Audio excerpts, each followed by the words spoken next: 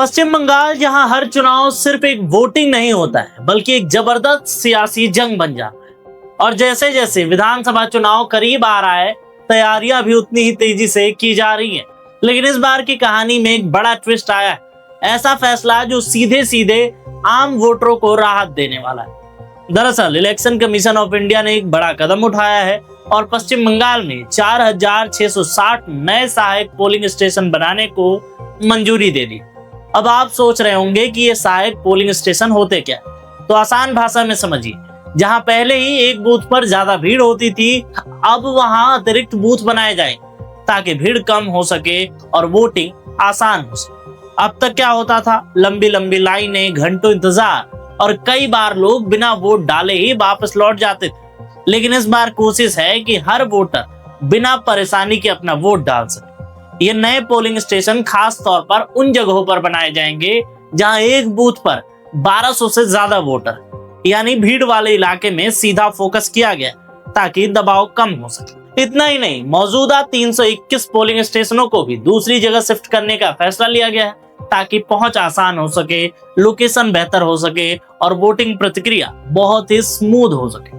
इन सभी फैसलों के बाद अब पश्चिम बंगाल में कुल पोलिंग स्टेशनों की संख्या सहायक केंद्रों को मिलाकर गिने तो 85,389 हो गई है। यानी चुनाव आयोग ने इस बार कोई कसर नहीं छोड़ी। लेकिन सिर्फ संख्या बढ़ाना काफी नहीं है, इसलिए आयोग ने सख्त गाइडलाइंस भी जारी की है। साफ कहा गया है कि मतदान केंद्रों पर नियमावली 2020 के तहत ही हर नियम का पालन करना होगा, यानी सुरक्षा से लेकर सुविधा तक हर चीज पर नजर रखी जा रही है।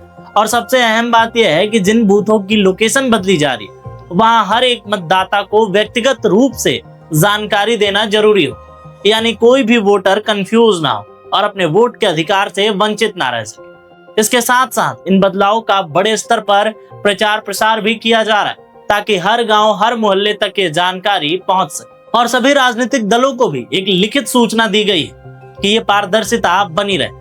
अब जरा चुनाव के शेड्यूल पर नजर डालते हैं। पश्चिम बंगाल में इस बार चुनाव 2 चरणों में हो रहे हैं। पहले चरण में 23 अप्रैल को 152 सीटों पर वोटिंग होगी और दूसरे चरण में 29 अप्रैल को 142 सीटों पे, जबकि नतीजे 4 मई को सामने आएंगे।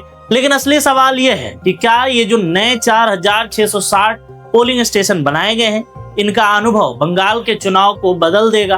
क्या लंबी लाइनें अब इतिहास बन जाएंगी? और सबसे बड़ा सवाल ये रहेगा कि क्या इससे वोटिंग प्रतिशत बढ़ेगा? क्योंकि चुनाव सिर्फ राजनीतिक दलों की लड़ाई नहीं होती, ये लोकतंत्र का सबसे बड़ा त्योहार होता है और इस त्योहार में हर एक वोट की अपनी कीमत है। फिलहाल चुनाव आयोग का ये कदम साफ दिखाता है कि इस बार फोकस सिर्फ चुनाव करवाने पर नहीं है, बल्कि उसे आसान, पारदर्शी और जनता के लिए सुविधाजनक बनाने की तैयारी। अब देखना यह होगा कि जमीनी स्तर पर यह तैयारी कितनी सफल उतरती है और क्या इस बार का पश्चिम बंगाल में जो चुनाव है वो नया रिकॉर्ड बनाता है या फिर से पुरानी चुनौतियां सामने लाता है।